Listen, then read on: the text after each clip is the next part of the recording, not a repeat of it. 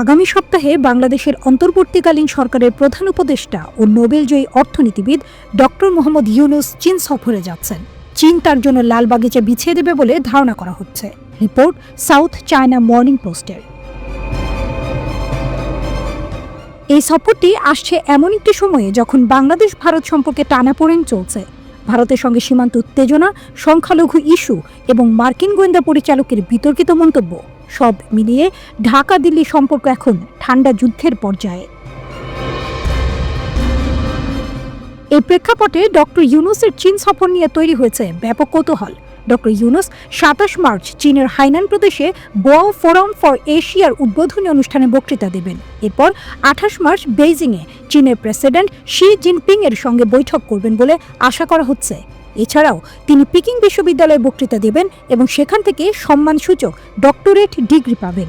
এই সফরে বাংলাদেশ চীন সম্পর্ক আরও গভীর হওয়ার ইঙ্গিত রয়েছে। বাংলাদেশ ভারত সম্পর্কে টানাপোড়েন। পেছনের গল্প। শেখ হাসিনা সরকারের পতনের পর বাংলাদেশ ভারত সম্পর্কে চিড়ি ধরেছে। গত জানুয়ারিতে ভারত ৪,১০০ কিলোমিটার সীমান্তে বেড়া দেওয়ার কাজ পুনরায় শুরু করার পর উত্তেজনা আরও বেড়েছে। ঢাকা এবং দিল্লি পরস্পরের কূটনীতিকদের তলব করেছে। মার্কিন গোয়েন্দা পরিচালক তুলসি গ্যাবার্ডের বিতর্কিত মন্তব্য এই উত্তেজনাকে আরও বাড়িয়ে দিয়েছে। তিনি বলেছেন, বাংলাদেশে সংখ্যালঘুদের ওপর নির্যাতন মার্কিন সরকারের জন্য উদ্বেগের বিষয়। তবে ইউনূসের অফিস এই মন্তব্যকে প্রত্যাখ্যান করেছে। ২০০৬ সাল থেকে চীন বাংলাদেশের বৃহত্তম বাণিজ্যিক অংশীদার। ২০২২ সালে দ্বিপাক্ষিক বাণিজ্যের পরিমাণ দাঁড়িয়েছে ২৪ বিলিয়ন মার্কিন ডলার, যার মধ্যে ২২.৮৮ বিলিয়ন ডলার ছিল চীনের রপ্তানি। ২০১৬ সালে বাংলাদেশ চীনের বেল্ট অ্যান্ড রোড ইনিশিয়েটিভে যোগ দেয়। এরপর থেকে চীনের বিনিয়োগ বাংলাদেশে ব্যাপকভাবে বেড়েছে। পদ্মা সেতু রেল লিঙ্ক, কর্ণফুলী টানেলের মতো মেগা প্রকল্পে চীনের অংশগ্রহণ রয়েছে। এখন ঢাকা চীনের কাছ থেকে মংলা বন্দরের সম্প্রসারণের জন্য ঋণ চাইছে। বাংলাদেশে চীনের বিনিয়োগ ৫ বিলিয়ন ডলার ছাড়িয়েছে, কিন্তু গত বছর রাজনৈতিক অস্থিরতা চীনের বিনিয়োগ নিয়ে উদ্বেগ তৈরি করেছে। বিশেষজ্ঞরা বলছেন, ইউনূসের এই সফরের একটি বড় লক্ষ্য হল চীনকে আশ্বস্ত করা যে বাংলাদেশে তাদের অর্থনৈতিক স্বার্থ নিরাপদ।